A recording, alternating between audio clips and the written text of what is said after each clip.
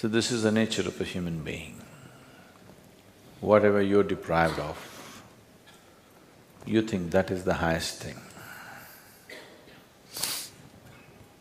Whatever you don't have, looks like at that moment, that is the highest thing. If you have not eaten for 2 days, food will be God, yes or no? No?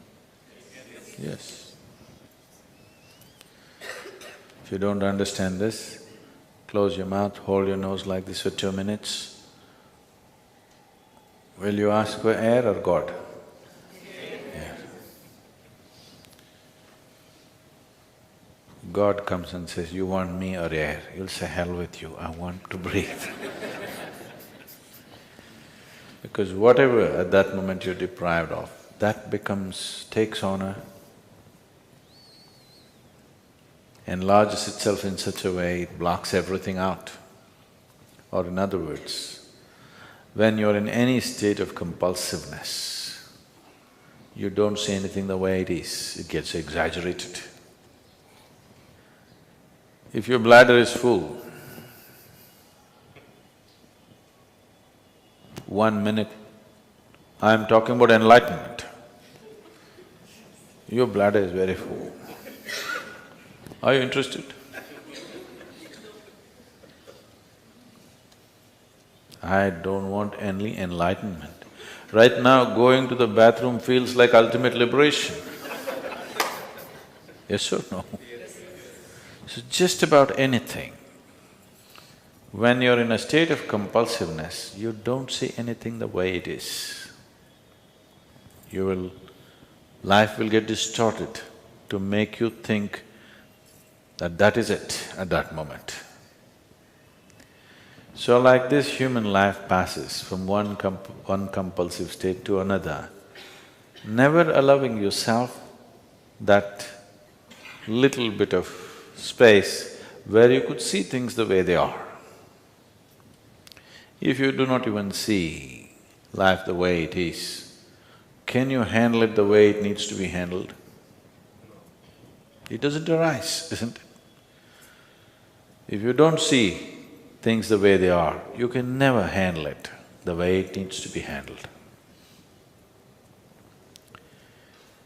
Because of this, in many ways, individual human lives and whole societies have become distorted humanity. When I say distorted, it's normal, I mean normal.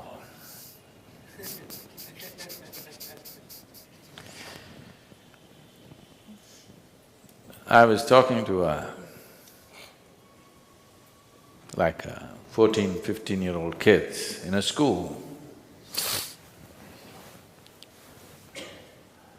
and I couldn't believe that I was talking to about 11, 12 of them, young boys and girls. And something came up and I was just asking them what are they going to do next because they were in their 10th standard or something. They're only talking about finding a job and earning a living. I couldn't believe this because my whole life I never thought of earning a living. My dear father used to break his head, this boy has no fear in his heart, what will happen to him, what will happen to him? I said, not having fear is a problem? I thought fear is a problem. I never thought not having fear is a problem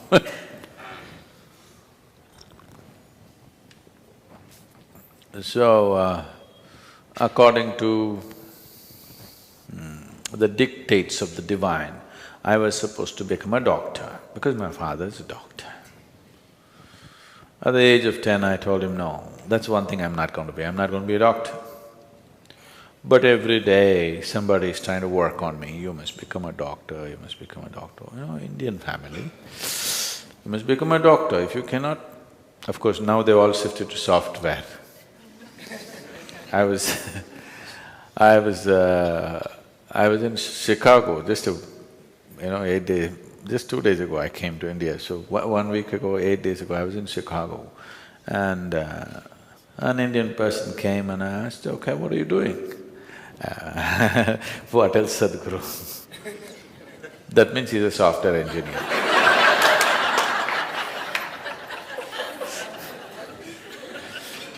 There was a time if you said what else, you were a doctor. Now if you say what else, it means you're a software engineer.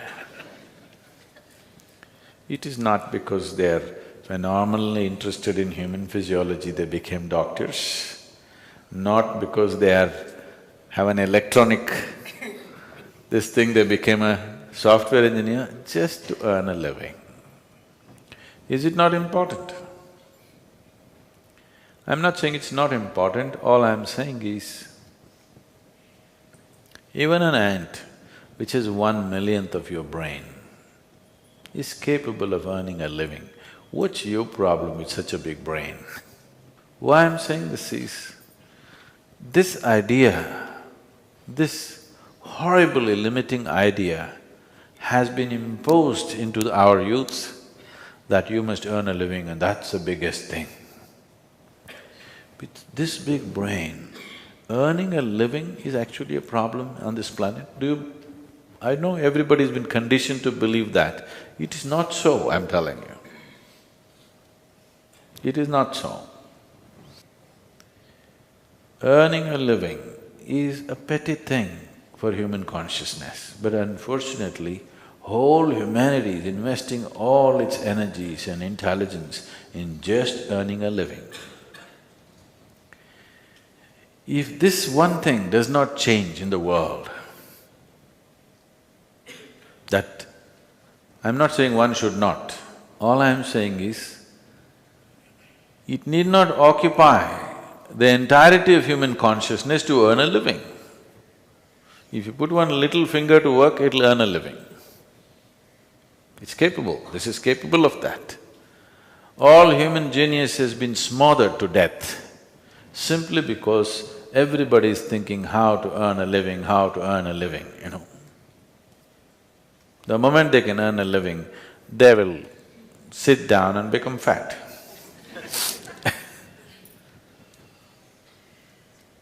You must be saying, what can I do with this life, isn't it? Yes? You must be saying, what is the greatest thing I can do with this life? Because one day you'll fall dead, do you know? Do you know you'll fall dead one day? So before you die, whatever is the peak possibility for this life should happen, isn't it? I earn my living, I earn my living. This is a big pride. Why don't you see every insect, every worm, every bird, every animal, every creature on this planet is earning a living? What is there to be so proud of about I earn my own living? Everybody's earning their own living, isn't it?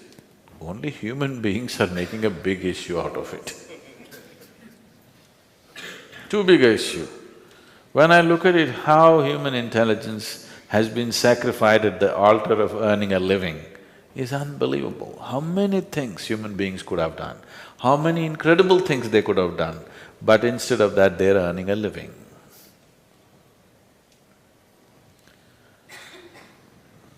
So it's very, very important. I'm just thinking we should start a wave, particularly in schools and colleges, that earning a living is a damn little thing. It is not the prime of your life. With one little finger you can earn a living. With this big brain, when an ant can earn its living, this big brain, should it struggle to earn a living? That has become a problem because you want to be like somebody else, isn't it? You want to be like somebody else, that enslaves you. And once you're into this chakra, nothing else is possible, it just keeps you going and going and going endlessly. Now this possibility of… This simple thing called yoga is not about twisting your body, it's not about getting fit, it's not about getting healthy. All these things nature will do for you, if only if you live in tune with it. This is about understanding the geometry of the cosmos through the geometry of your own system. I'm calling this a geometry because cosmos is a geometry, isn't it? Planet Earth is going around the sun. What is it? A diesel powered? You think a big diesel engine is pushing it? If it was, the roar of that engine would have killed us. Just the perfection of geometry, it just keeps going and going and going, isn't it? You've seen those perpetual machines? Have you seen those little ones? If you just do it like this, for years on end it's going. So this is just that, it's a perfection of geometry which keeps it going and going and going.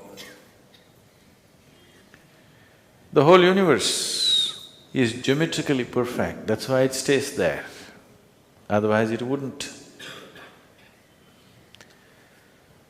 And if you learn to hold your body in a certain way, if the geometry of your body is in alignment with the geometry of the rest of the creation, suddenly you will find there is a rapport which will allow you can download the whole cosmos into this one. This is not a tiny little… If you simply like this, if you live, you're just a piece of flesh and bone.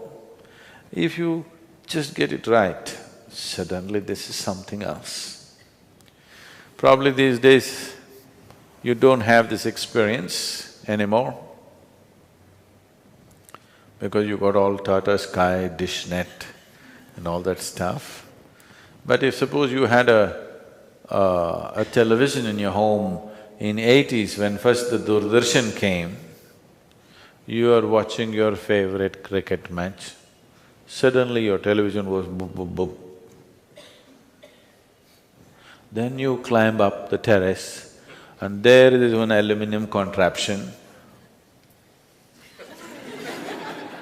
If you do like this, nothing will come. If you do like this, nothing will come. You just get it to the right place. The world pours into your sitting room. This is just like that. If you learn to just hold it right, the whole cosmos will pour into you. So, this is engineering yourself. It does not mean engineering yourself to breathe little better, to be little more healthy, no. This is about realizing the full potential of what it means to be human.